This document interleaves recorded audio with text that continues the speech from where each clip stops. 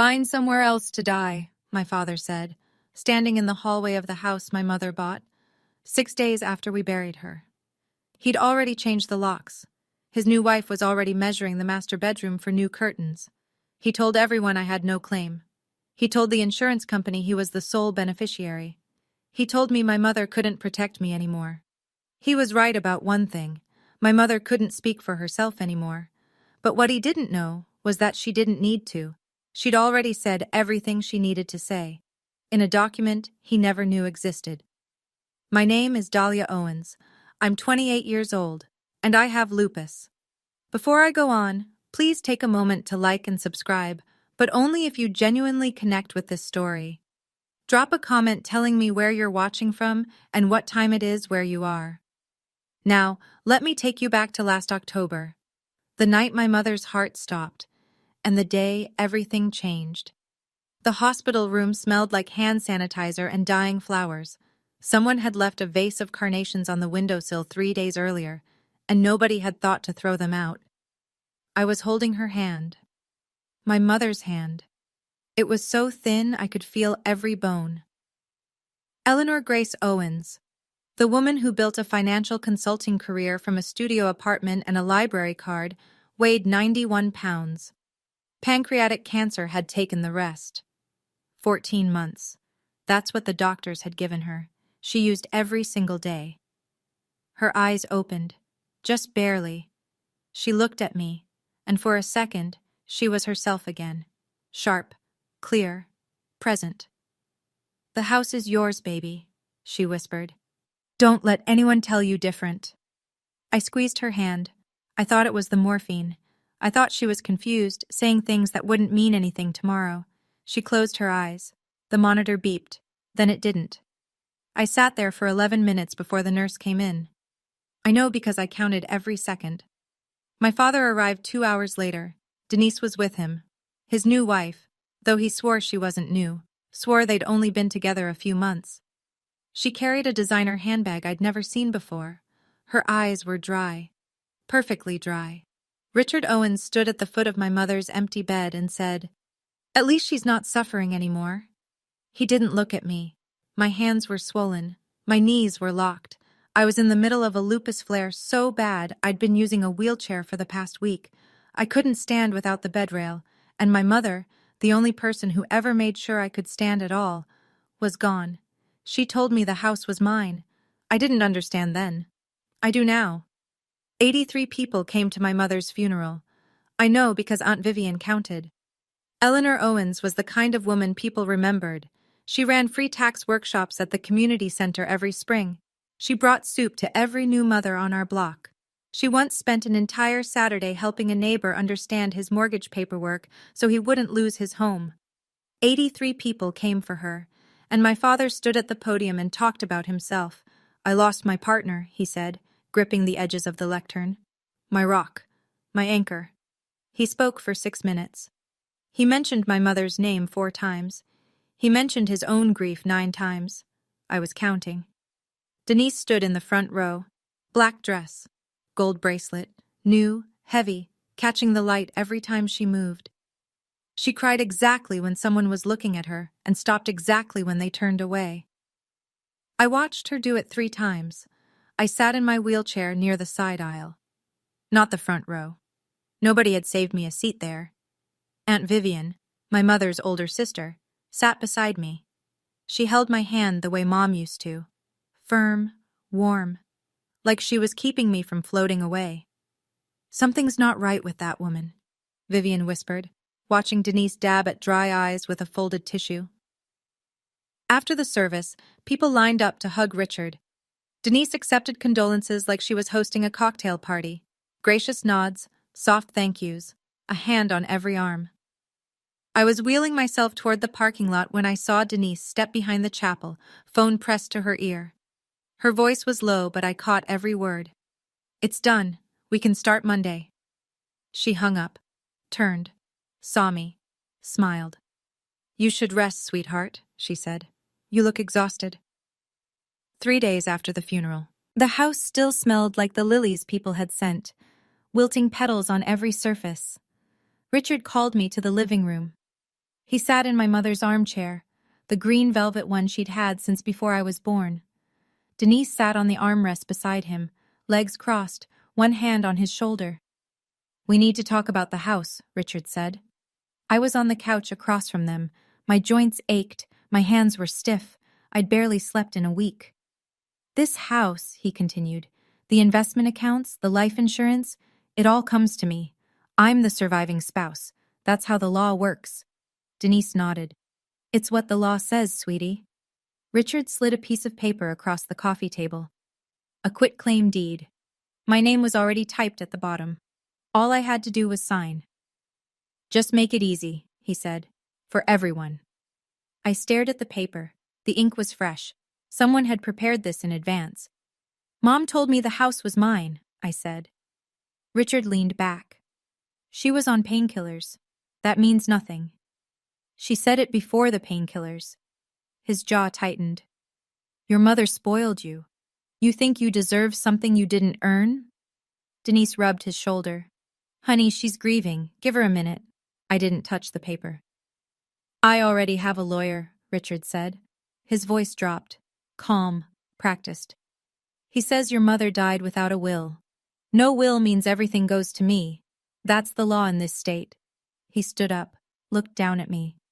"If you don't sign this by Friday, I'll have you removed." He walked out. Denise followed.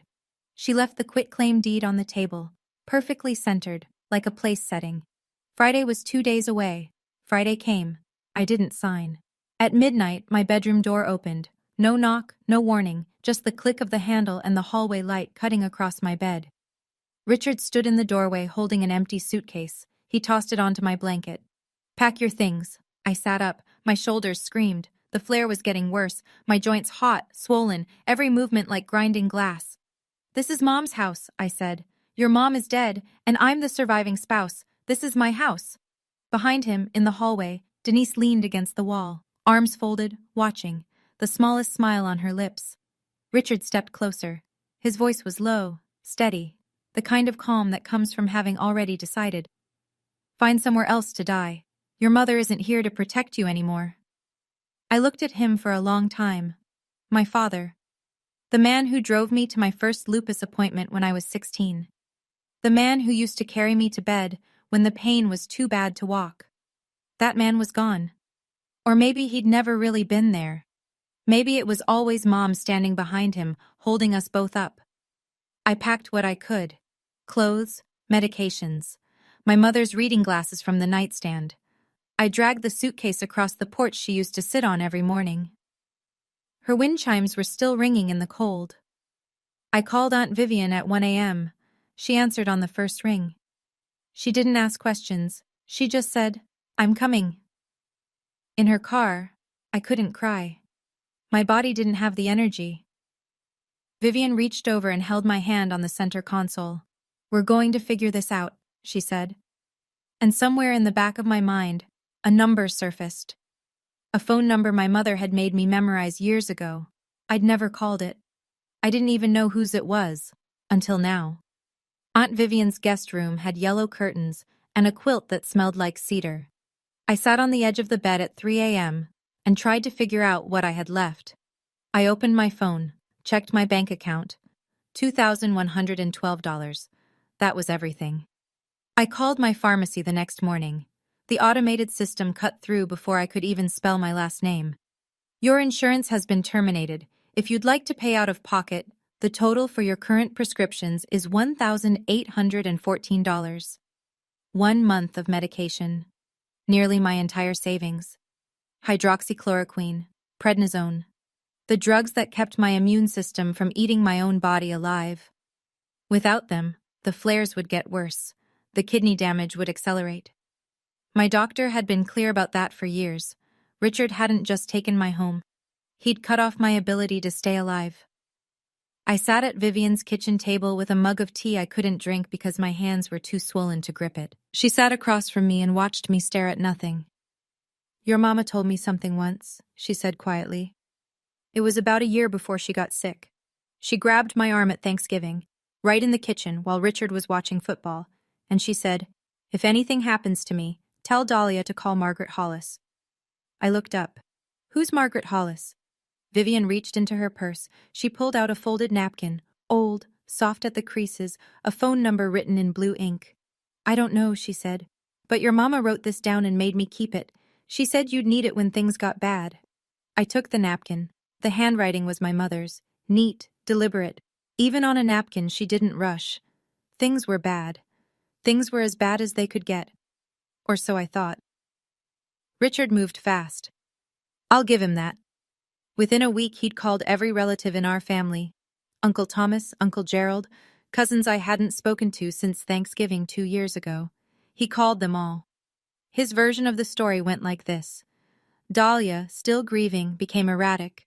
She refused to cooperate with the estate process. She left the house on her own. She was unwell, physically, and he implied, mentally. She needs help, he told Uncle Thomas.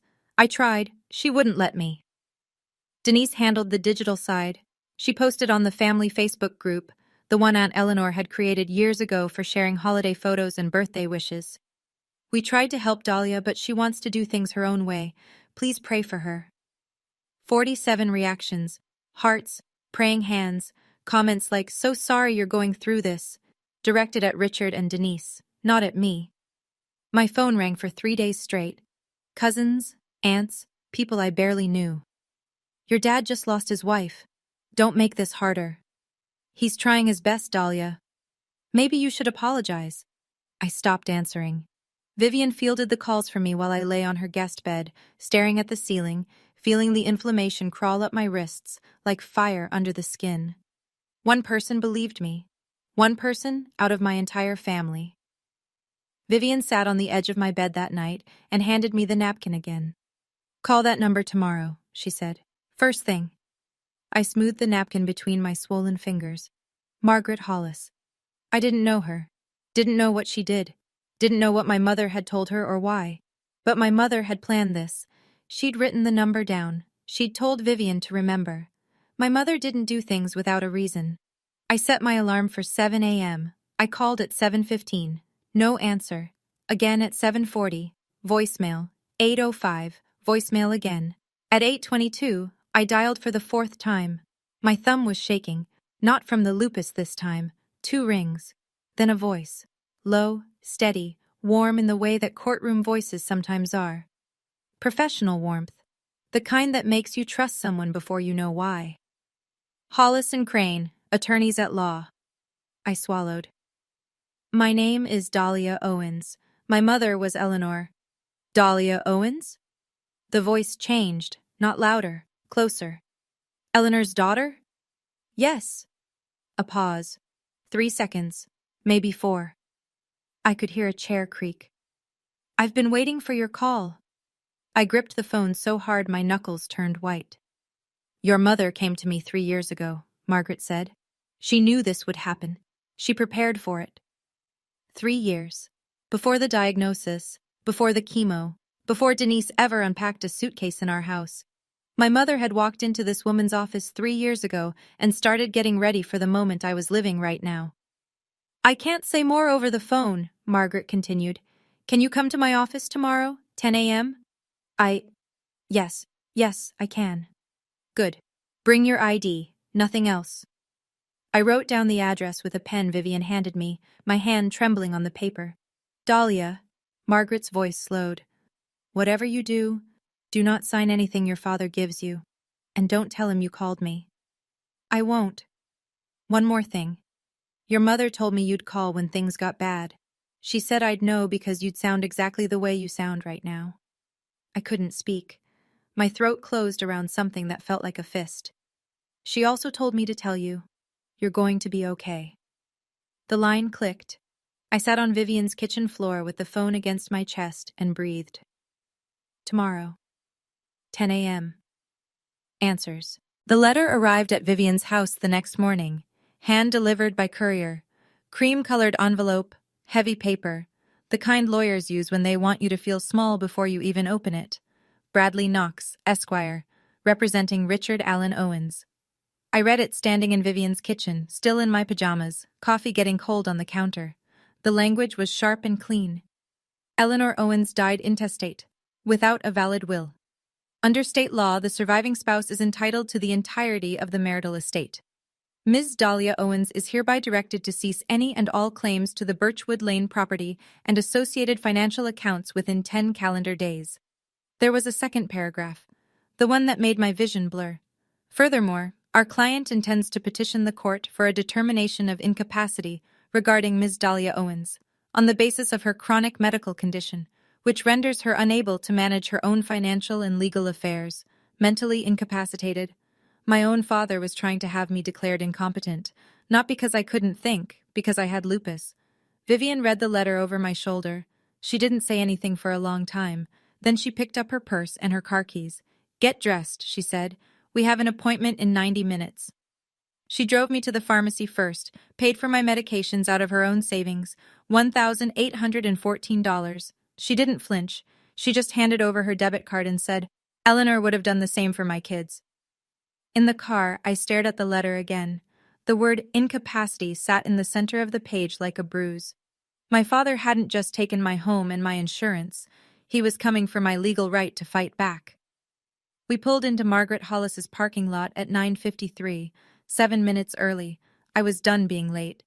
Margaret's office was on the second floor of a brick building downtown. Small brass nameplate by the door. No flash, no marble lobby, just quiet competence. I was sitting in her waiting room when my phone rang. Richard.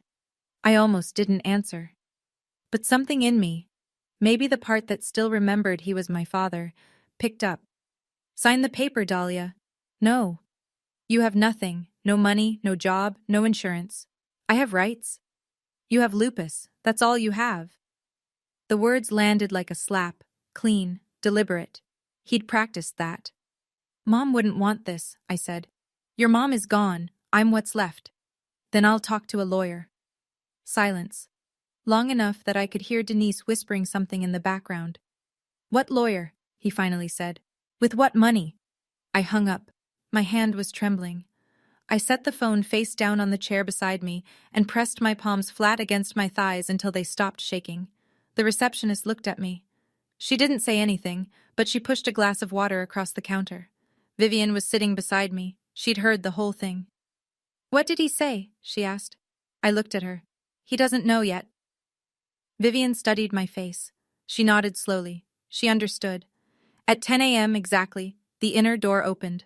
A woman stood there, early 60s, silver-streaked hair pulled back, reading glasses perched on her nose. She wore a gray blazer over a white blouse. No jewelry except a thin watch. She looked like the kind of person who never raised her voice because she never needed to. "Dahlia," she smiled. Not the sympathetic smile people had been giving me for weeks. A real one. Warm and sure. "I'm Margaret Hollis. Your mother was one of my closest friends. Come in." I spent 2 hours in Margaret's office that morning. She told me things I'll share with you soon. But first, I need to tell you what happened while I was there. Because Denise wasn't sitting still either. My phone buzzed as I was leaving Margaret's building. Dr. Nathan Briggs, my rheumatologist, the man who'd been treating my lupus for 6 years. He never called unless something was wrong. "Dahlia, I need you to know something." His voice was careful, measured. "A woman called my office this morning, identified herself as Denise Owens, said she was your stepmother and legal guardian." I stopped walking. Vivian held my arm. "She requested a full copy of your medical records, treatment history, psychological evaluations, medication lists, everything." "What did you tell her?" "I told her no. HIPAA doesn't allow it. She's not your guardian. She's not on any of your forms." He paused. "But Dahlia," she was specific. She asked about cognitive function. She asked if your condition affects your decision-making. My stomach dropped. "They're building a case," Dr. Briggs said quietly. "They want documentation that says you can't take care of yourself." I leaned against Vivian's car. The October wind bit through my coat. "Can I give you some advice?" he said. "Not as your doctor. As someone who's watched you fight this disease for 6 years. Yes. I can't tell you what to do, but I can tell you, protect yourself."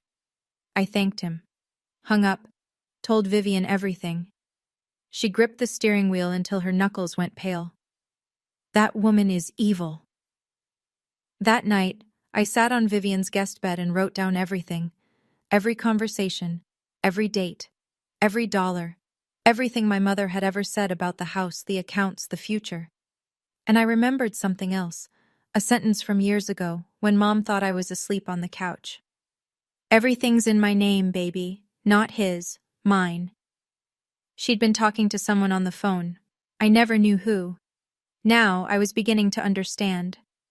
Let me take you back to that morning in Margaret's office, the part I skipped. The room was small, but warm. Bookshelves floor to ceiling, legal texts with cracked spines. On the wall behind her desk, a framed photograph. Two young women on a college lawn, laughing. One was Margaret. The other was my mother, 20 years old, with her whole life ahead of her. Margaret caught me looking at it. Fall of '84, she said. Your mother was the smartest person I ever met, and I went to law school. She sat down, opened a drawer, pulled out a leather folder, thick, worn at the corners.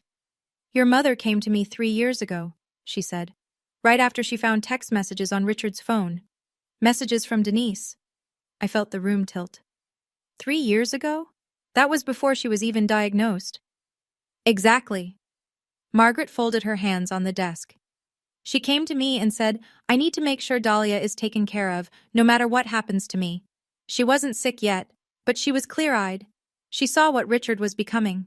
Margaret opened the folder. Inside I could see stacked documents, tabbed and labeled. She didn't show me the contents. Not yet. Your mother put everything in order, Dahlia. The house, the accounts, everything. What do you mean, everything? She held up a sealed manila envelope. Heavy. Official. My mother's handwriting on the front. Just my name. Dahlia. Your mother wrote this for you, but you'll hear it at the reading. The reading? The formal reading of her will. Margaret leaned forward. Which I will be scheduling within the next 2 weeks. Every relevant party will be required to attend. She paused. Let the weight of it settle. Your mother wasn't afraid of dying, Dahlia. She was afraid of what would happen to you after. I couldn't touch the envelope. I could only stare at my name in her handwriting and feel my chest crack open. Margaret gave me a glass of water. I drank half of it before I realized my hands had stopped shaking. Here's what you need to understand, she said. Your father's lawyer is claiming Eleanor died intestate, without a will. That's the foundation of everything he's doing. The quitclaim deed, the insurance claim, the incapacity petition. All of it rests on the idea that your mother left nothing behind. She tapped the leather folder. He's wrong. Margaret explained it piece by piece. My mother had executed a formal last will and testament 3 years ago. It was notarized by a retired judge, Judge Patricia Henley, a personal friend of Margaret's. 2 independent witnesses signed. And Eleanor had recorded a video statement to accompany it, confirming her wishes in her own voice, on camera, while healthy and lucid. This will is airtight, Margaret said. No competent attorney would challenge it. My mind was spinning. 3 years. My mother had spent 3 years preparing for this and never said a word to me. She also left a handwritten letter, Margaret added. She wanted everyone to hear it. Everyone? At the reading. I'll send formal notice to Richard, to his attorney, and to the relevant family members. They'll all be in the room. I sat with that. The image of Richard, sitting in a room, hearing my mother's words read aloud, words he didn't know existed. You don't have to fight, Dahlia. Margaret's voice softened for the first time. Your mother already fought for you. All you have to do is show up. I cried then, quietly. Not the way I'd been crying all month. Out of pain, out of fear, out of exhaustion. This was different. This was the cry of someone who just learned she wasn't alone after all. Margaret pushed a box of tissues across the desk. She didn't rush me. There's one more thing your mother did, she said after I'd wiped my eyes, but it's better if you hear it with everyone else in the room. 2 days later, the letters went out. Certified mail. Return receipt requested. Richards arrived at the Birchwood Lane house, my mother's house, on a Tuesday morning. I know because Aunt Vivian told me what happened next. He called her. His voice wasn't the same voice that told me to find somewhere else to die. This voice was thinner, faster, almost confused. "Who is Margaret Hollis?" Eleanor never mentioned a lawyer. Vivian kept her answer short. "Come to the reading and find out." "What reading? There is no will. My lawyer already confirmed." "Then you have nothing to worry about, Richard." She hung up. That evening my phone rang. Richard again. But the tone had changed. The cold authority was gone. In its place, something I almost didn't recognize. He sounded careful. "Listen, sweetheart. Maybe we can work something out. You don't need a lawyer." Sweetheart. He hadn't called me that since I was 15. "I'll be at the reading, Dad. Dahlia. See you there." I hung up. Vivian looked at me across the kitchen table. She raised her coffee mug in a silent toast. Denise posted on Facebook that night. No direct mention of the reading, just a Bible verse about betrayal and a caption. "When family turns on you, God sees everything." 8 heart reactions. 3 prayer emojis. I didn't respond. I didn't even open the app. I was sitting on Vivian's couch, making a list Margaret had asked me to prepare. Dates, events, things my mother had said. Margaret had also called me that afternoon with an update. Richard had hired a second lawyer, Carl Myers, a specialist in estate disputes. "He's panicking," Margaret said. I could hear the calm smile in her voice. "Good." 2 weeks. 14 days until everyone sat in the same room and my mother spoke for the last time. I took my medication. I went to bed. And for the first night in weeks, I slept without waking up. The morning of the reading, I stood in front of Vivian's bathroom mirror for a long time. I'd lost weight. The flare was still active. My fingers were puffy, my wrists stiff, and there were shadows under my eyes that no amount of concealer could fix.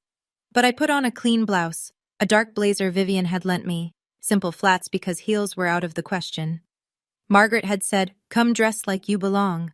Because you do. Vivian drove. Neither of us spoke. The radio was off, just the sound of tires on wet asphalt and Vivian's turn signal clicking like a metronome. Hollis and Crane occupied a quiet corner office in a brick building on Whitmore Street, 2nd floor. No elevator. I took the stairs one at a time, Vivian's hand on my elbow. The conference room was already set up. Long oak table, 12 chairs, water pitchers at each end.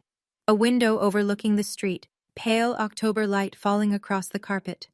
People were already there. Uncle Thomas, my mother's younger brother, gray beard, flannel shirt, hands in his pockets. He nodded at me. Uncle Gerald, Eleanor's baby brother, quiet, sitting at the far end. Linda Torres, the family accountant, glasses on a chain around her neck, legal pad open, 2 paralegals from Margaret's firm seated near the door. Then Richard walked in. He wore a navy suit, fresh haircut. Denise was a step behind, black dress, modest neckline, tissue already in hand, ready to perform. Behind them, Bradley Knox, thin and tall, briefcase like a shield. Carl Myers, shorter, rounder, already sweating. Richard sat on one side of the table. I sat on the other. We were 8 feet apart. It felt like a canyon. Then Margaret entered. She carried a leather folder in one hand and a laptop under her arm.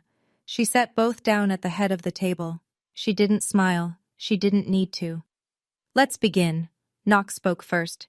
He buttoned his jacket as he stood, like he was about to address a jury. "Before we begin, my client would like to note that he was unaware of any will and questions its validity."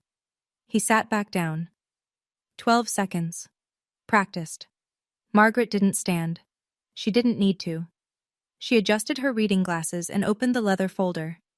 "Noted," she said. "The will was executed 3 years ago. Notarized by Judge Patricia Henley. Witnessed by 2 independent parties who are available to testify. Its validity is beyond question." Knox shifted in his chair. Myers wrote something on his pad. Richard stood up. His chair scraped against the floor. "My wife never told me about any of this." Margaret looked at him. Her expression didn't change. "She wasn't required to, Mr. Owens." A ripple moved through the room. Uncle Thomas glanced at Uncle Gerald. Linda Torres stopped writing. Denise leaned forward. "This is ridiculous." Her voice cracked, just enough to sound wounded. Eleanor was sick. She wasn't thinking clearly. Margaret turned to Denise. Slowly, the way you turn to face something you've been expecting. Mrs. Pratt Owens, you are not a party to this will. I'll ask you to remain silent unless addressed. The room went still, completely still. The only sound was the clock on the wall and the soft tap of Meyer's pen against his legal pad. Denise opened her mouth, closed it. Her hand found Richard's arm, but he didn't look at her. Knox leaned toward Richard and whispered something. Richard's jaw clenched. He sat down. Margaret waited until the silence had fully settled. Then she opened to the first page. Now, let me read the last will and testament of Eleanor Grace Owens, she began. But she didn't get far. Margaret had barely read the preamble, Eleanor's full legal name, the date of execution, the standard declarations of sound mind, when Richard broke. He didn't shout. That would have been easier. Instead, he turned in his chair until he was facing me directly. His eyes were hard. His voice was even. You know what your problem is, Dahlia? Margaret stopped reading. The room held its breath. You've been a burden your whole life. Uncle Thomas straightened in his chair. Linda Torres set her pen down. Your mother spent everything on your medical bills, every dime. And what did you give back? Nothing. I didn't move. My hands were flat on the table, swollen knuckles pressed against the wood. You can't work. You can't live alone. You can't even walk without help some days. He shook his head. Eleanor felt guilty about your disease. That's the only reason she kept you around. Guilt, not love. The words hit me one at a time, each one precise, each one aimed at the place that was already bleeding. Aunt Vivian stood up so fast her chair hit the wall behind her. That is enough, Richard. Uncle Thomas was shaking his head. I can't believe what I'm hearing. Denise placed her hand on Richard's arm. Honey, calm down. Her voice was gentle, concerned, but her eyes were bright, alert. She wanted this. She wanted every word of it on the record. What she didn't know, what nobody in that room knew yet, was that Margaret's paralegal had been recording since the moment the meeting began. Standard procedure for contested estate proceedings in this state. Perfectly legal. I looked at Margaret. She gave me the smallest nod, barely a movement, just enough, and I knew. My mother was about to speak. Margaret let the silence stretch. She didn't rush it. She let every person in that room sit with what Richard had just said.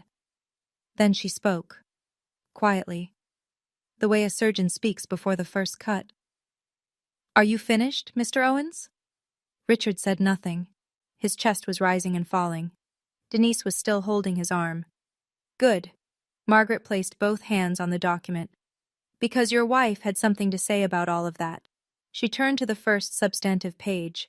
The room was so quiet I could hear Uncle Gerald's breathing from the far end of the table. Margaret read, I, Eleanor Grace Owens, being of sound mind and body, hereby declare this to be my last will and testament, revoking all prior wills and codicils. She continued through the standard clauses, executor designation, revocation language, state compliance. I watched Richard's face. He was still, waiting. Then Margaret reached the first bequest. To my daughter, Dahlia Marie Owens. Richard sat forward. Denise stopped dabbing her eyes. I leave the family residence located at 417 Birchwood Lane, which has been held in the Eleanor G. Owens Revocable Living Trust since 2021. Richard's mouth opened. What? Margaret continued without pausing. The property was transferred into the trust on March 14, 2021. The trust names Dahlia Marie Owens as sole beneficiary upon my passing. That's impossible. Richard gripped the edge of the table. My name is on that deed. I signed. Your name was never on the deed, Mr. Owens. Margaret looked up from the page. Her glasses caught the light. The property was purchased with Eleanor's separate funds in 2014. It was always Eleanor's separate property. The trust simply formalized that. The color left Richard's face. Not slowly. All at once, like someone had pulled a plug. Margaret turned the page. And that's just the house. Shall I continue? Margaret continued. The life insurance policy through Pacific Mutual. Face value, $2,100,000. Beneficiary, Dahlia Marie Owens. Designated 3 years ago. Confirmed by the insurer. Richard turned to Knox. Knox shook his head. He was already writing.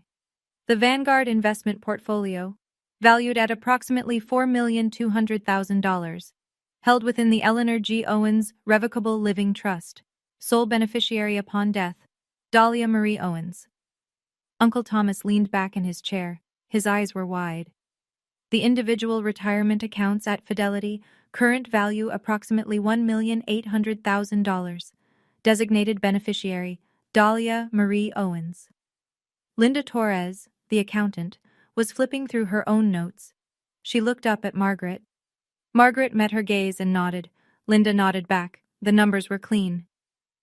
The savings account at First National, containing approximately $850,000. Originally a joint account. Eleanor separated it into an individual account on June 12, 2022. The balance passes to Dahlia Marie Owens. Margaret paused. She turned one more page. To Vivian Louise Perry, my beloved sister, $500,000, with my gratitude for a lifetime of love. Vivian pressed her hand to her mouth. She hadn't known. To the Lupus Research Alliance, $200,000, in honor of my daughter's strength. Margaret set the page down. She removed her glasses, looked directly at Richard. To Richard Allen Owens, my husband, $50,000. As a gesture of goodwill and to fulfill my legal obligation to acknowledge his existence in this document. $50,000, out of everything. Richard was gripping the table with both hands. His knuckles were white. Denise sat beside him, perfectly still, staring at the document like it was written in a language she didn't speak. Margaret closed the page. Ms. Torres can confirm all transfers, designations, and trust documents are in order and have been independently verified. Linda Torres spoke for the first time. Confirmed. Richard was on his feet before Margaret finished setting the document down. This is fraud. His voice bounced off the walls. She forged this. Eleanor would never... Knox grabbed his arm. Sit down.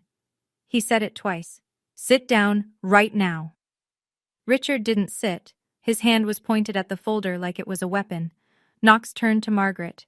His voice was controlled, but I could see the strain in his jaw. Can we verify the witnesses? Judge Patricia Henley notarized it personally, Margaret said. She didn't blink. I have her signed attestation. Would you like to call her? Knox didn't answer. He didn't need to. A sitting judge's notarization was a fortress. He knew it. Myers knew it. Everyone in that room with a law degree knew it. Richard spun toward me. You put her up to this. Spit at the corner of his mouth. You manipulated a dying woman. I looked at him, my father. His face red, his hands shaking, every mask gone. I spoke for the first time since the meeting began. My voice was steady. I don't know how. Mom did this 3 years ago, before she was even sick, before Denise moved in. The words hung in the air. I watched them land on every face around the table. Uncle Thomas nodded slowly. Uncle Gerald closed his eyes. Denise stood up. Tears streaming now, real or manufactured, I couldn't tell anymore. This family is tearing itself apart. Eleanor wouldn't want this. Aunt Vivian didn't even look at her. Sit down, Denise. You didn't know Eleanor. I did. Denise froze, then sat.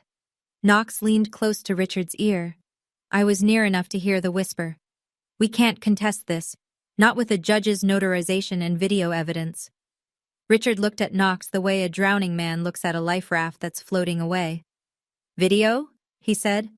What video? Margaret opened the laptop.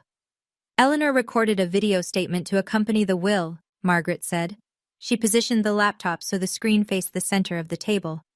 She asked that it be played in full. She pressed play.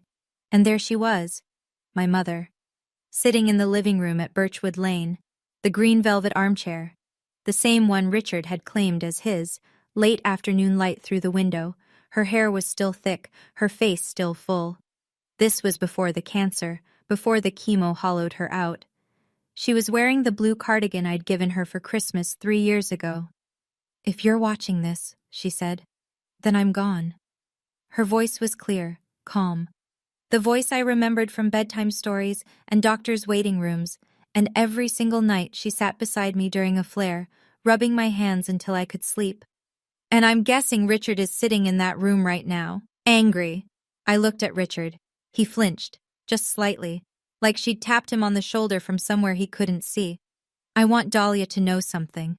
Mom looked directly into the camera. You were never a burden. You are the best thing I ever did. Your lupus doesn't define you. Your heart does. Aunt Vivian grabbed my hand under the table. I put everything in your name because I trust you. Not because I don't love your father, but because I know what happens when grief meets greed. She paused, took a breath. Richard, if you're listening, I hoped you'd prove me wrong. I really did. Uncle Thomas wiped his eyes with the back of his hand. Uncle Gerald's head was bowed. Linda Torres had stopped writing entirely. Richard stared at the screen. His jaw was locked. His hands were flat on the table. He didn't move. Denise's eyes drifted toward the conference room door, and then my mother said, "There's one more thing I need to say. About Denise." My mother's face on the screen didn't change. She didn't look angry. She didn't look bitter. She looked like a woman telling the truth because she wouldn't get another chance. "Denise," she said, "I know you've been seeing Richard since before my diagnosis. I found the messages on his phone 2 months before I went to see Margaret." The room stopped breathing. I turned to look at Denise. The tissue was frozen against her cheek. Her eyes were fixed on the screen. The performance was over. Richard's head snapped toward Denise. "You told me she never—" "I don't say this out of bitterness," my mother continued, her voice cutting cleanly through the room. "I say this because Dahlia deserves to know, and everyone in this room deserves to know, that the decisions I made were based on facts, not feelings." Uncle Thomas's hands were gripping his knees. Uncle Gerald looked at Richard with an expression I'd never seen on his gentle face before. Disgust. Mom went on. "Richard chose Denise before I even started chemo. I chose to protect my daughter." My chest ached, not from the lupus, from the weight of understanding. My mother had known everything.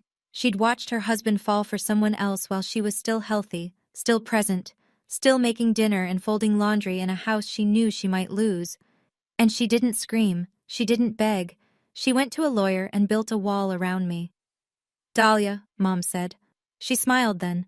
Small, sad, beautiful. "Live your life. Take care of your health. And remember, you don't owe anyone who chose to leave you." The screen went dark. Nobody spoke. Denise picked up her handbag. She stood. She walked to the door, opened it, and left. She didn't look at Richard. She didn't look at anyone. Richard sat alone on his side of the table. No wife, no new wife, just a man in a navy suit, staring at a closed laptop with 12 people watching him become exactly what my mother said he would. Margaret closed the laptop. She placed her glasses back on. When she spoke, her voice was the same as it had been at the start, measured, professional, utterly unshakable. "The trust transfers effective immediately. Dahlia Marie Owens is the sole owner of the Birchwood Lane property." She turned a page in the folder. "Regarding the life insurance policy and investment accounts, I've already filed the necessary documentation with the respective institutions. Dahlia's beneficiary status has been confirmed by each one." Knox was packing his briefcase. He hadn't spoken since the video. Myers was staring at his blank legal pad like it owed him an explanation. Margaret looked at Richard. "Mr. Owens, you have 30 days to vacate the Birchwood Lane property, as you are no longer a legal occupant." Richard's voice came out small. Smaller than I'd ever heard it. "She can't just kick me out of my own home." "It was never your home, Mr. Owens." Margaret's tone held no cruelty, just facts. "The deed has been in Eleanor's trust since 2021. You were a permitted occupant. That permission ended with Eleanor's passing, and the terms of the trust." Knox stood. He touched Richard's shoulder. "Let's go." Richard didn't move. "We'll need time to review," Knox said to Margaret. It was the kind of thing lawyers say when there's nothing left to review. "Of course," Margaret replied, "but the law is clear, and the clock starts today." Knox guided Richard to his feet. They walked toward the door. Richard's steps were slow, heavy, like the floor had gotten deeper. He didn't look at me. He didn't say goodbye. He didn't say anything at all. He walked out the same way he walked into my mother's hospital room the night she died, late and alone. 3 days passed. I stayed at Vivian's. I didn't call Richard. I didn't check Facebook. I took my medication, kept my appointment with Dr. Briggs, and read a book my mother had left on her nightstand, a novel about a woman who sailed around the world alone. Mom had dog-eared page 212. On the fourth morning, my phone rang. Richard. I almost let it go to voicemail, but I answered, because I wanted this to be the last time. His voice was different. Not the commanding voice from the living room. Not the cold voice from midnight. This was the voice of a man who had run out of people to stand behind. Dahlia, I'm your father. You can't just throw me out. You threw me out at midnight, when I was sick, in the cold. I was angry. I wasn't thinking straight. You told me to find somewhere else to die. Silence. I could hear him breathing. Denise made me. No. My voice didn't waver. You're a grown man. You made your own choices. More silence. Longer this time. I could picture him sitting in Mom's kitchen, at Mom's table, in Mom's house. For 30 more days. I'm not doing this out of revenge, Dad. I meant it. I needed him to hear that. I'm doing this because Mom wanted me safe, and you showed me exactly why she was right. He started to say something. I didn't wait for it. You have 30 days. Margaret's firm will help you find housing if you need it. Dahlia. Goodbye, Dad. I ended the call, set the phone on the kitchen counter. My hand was trembling, not from lupus this time, just from the ordinary pain of closing a door on someone who should have been holding it open for you. Vivian was standing in the doorway. She didn't ask what he said. She just walked over and held me. 30 days later, I turned the key in my own front door. Richard had left the week before, moved to Ohio, to his brother's house. He'd taken his clothes, his golf clubs, and a box of tools from the garage. He left everything else. The furniture, the dishes, my mother's things. He left her wind chimes on the porch. I don't know if that was kindness or just forgetting. I chose to believe it was the last decent thing he did. The house smelled like dust and closed windows, and underneath it all, like her. Lavender hand cream. The wool throw she kept on the couch. Coffee beans she stored in the freezer because she swore it kept them fresh. I walked through every room. Kitchen, living room, the hallway where he'd stood that midnight with an empty suitcase. My old bedroom, her bedroom. I stopped in her doorway. The green velvet armchair was where she'd always kept it, by the window, angled toward the garden. On the nightstand beside her bed was something I hadn't expected. A journal, leather-bound. My mother's handwriting on the first page. I opened it. Page after page. Letters. All to me. Dated over 14 months. The entire length of her illness. Some were long, some were just a few lines. She wrote about the weather, about a cardinal that visited the bird feeder every morning, about how she could hear me sleeping through the wall and it was the most comforting sound in the world. The last entry was dated 1 week before she died. The handwriting was shaky, uneven, but still hers. You're going to be okay, baby. I made sure of it. I sat on her bed. I held the journal against my chest. And I cried. Not from grief, not from anger, not from relief. From the simple, overwhelming knowledge that I was loved by someone who planned for a future she would never see. The wind chimes on the porch sang through the open window, and for the first time in months, I could breathe. Here's what happened to everyone after that room emptied. Richard moved to Columbus, Ohio. He stayed with his older brother, Gary, in a 2-bedroom apartment off the interstate. He had $50,000. After Knox's legal fees and Myers's consultation charges, $12,000 between them, he had 38. No house, no investments, no wife. Denise left the reading that day and didn't come back. Not to the house, not to Richard's phone calls, not to anything.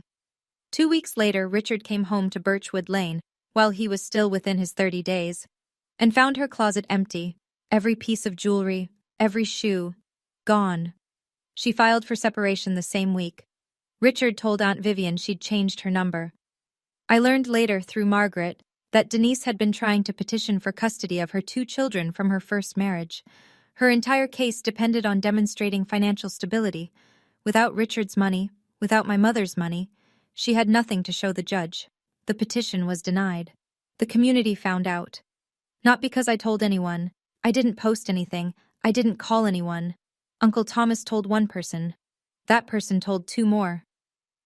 Within a month, the same relatives who had called to lecture me about being ungrateful were leaving voicemails I didn't return.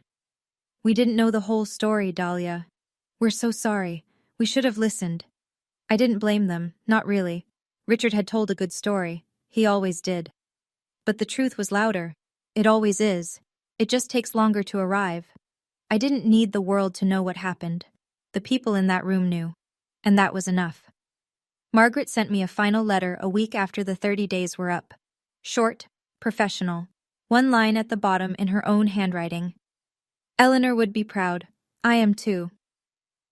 The first thing I did with my mother's gift was make sure I could stay alive.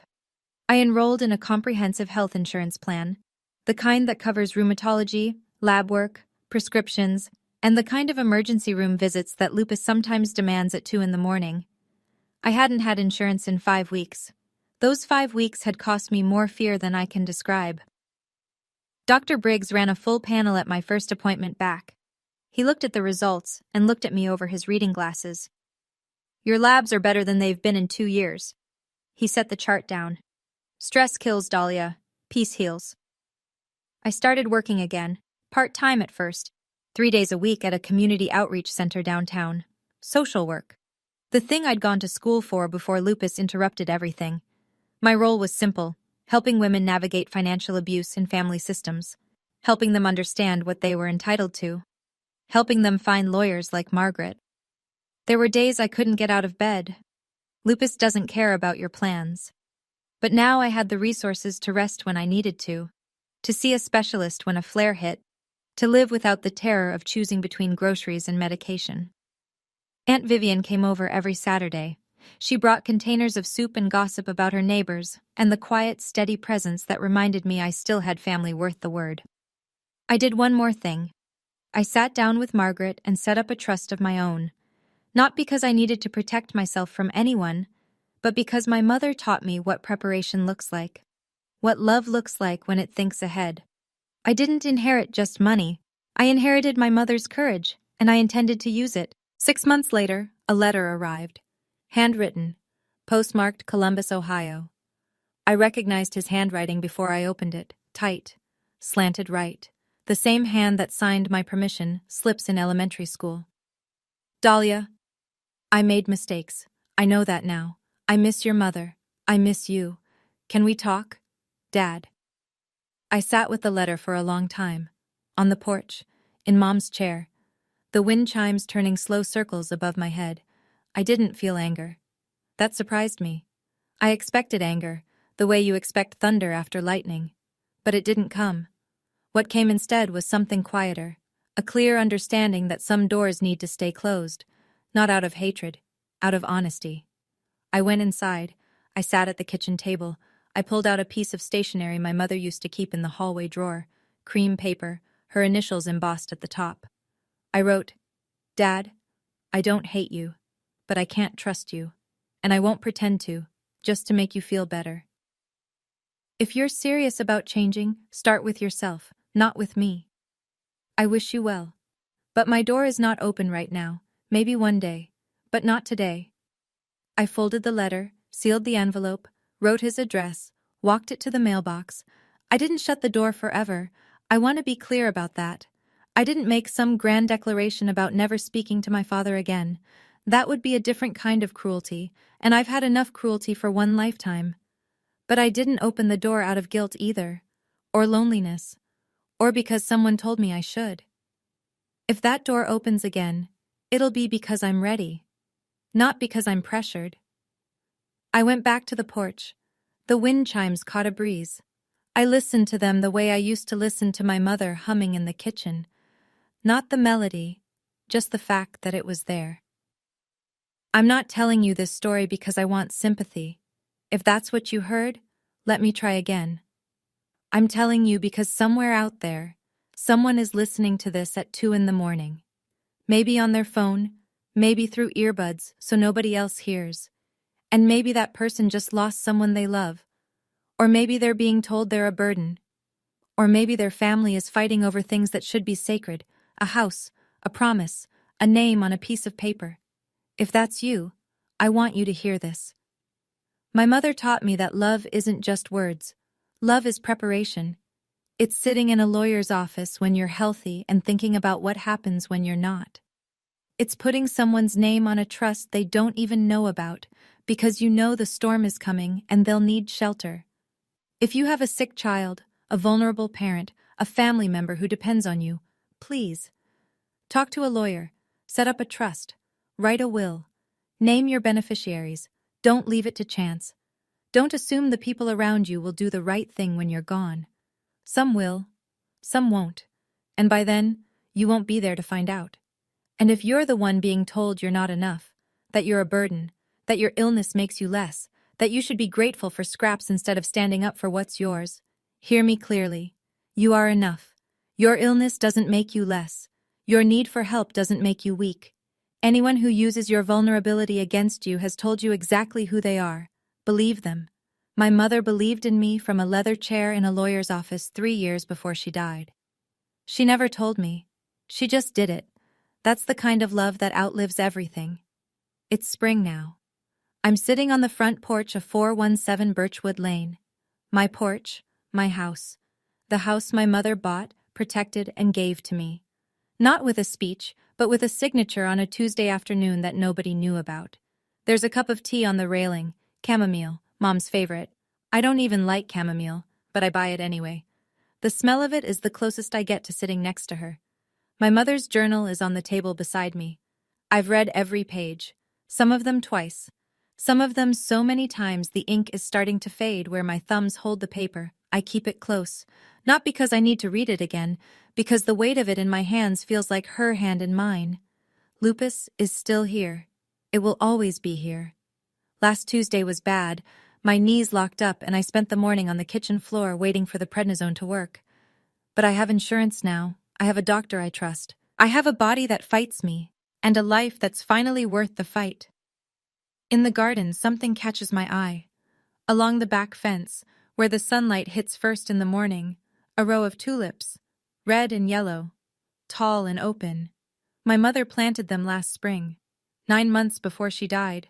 She was already in treatment, already losing weight, already tired in a way that sleep couldn't fix. But she knelt in the dirt with a trowel and planted bulbs she knew she would never see bloom. She planted them for me. My mother planted tulips she'd never see bloom. That's what love looks like. I close the journal. I lean back in the chair. The wind chimes sing. And somewhere, I don't know where, I don't know how, she knows I'm okay. So that's my story. It's not about money, it never was. It's about a mother who loved her daughter enough to fight from beyond the grave. It's about a woman who saw the worst coming and built a shield out of paperwork and preparation and the quiet, stubborn belief that her child deserved better. If you've ever been underestimated, discarded, or told you don't matter, I hope this story reminded you of something simple. Someone sees you. Someone believes in you, even if they're not here to say it anymore. And if they were anything like my mom, they already made sure you'd be okay. You just might not know it yet. If this story touched your heart, let me know in the comments. What was the moment that hit you the hardest? If you've ever had to set boundaries with family, type, "I stood my ground" below. Hit like if you believe every parent should protect their child's future. And check the description for more stories like this one. I'll see you in the next one.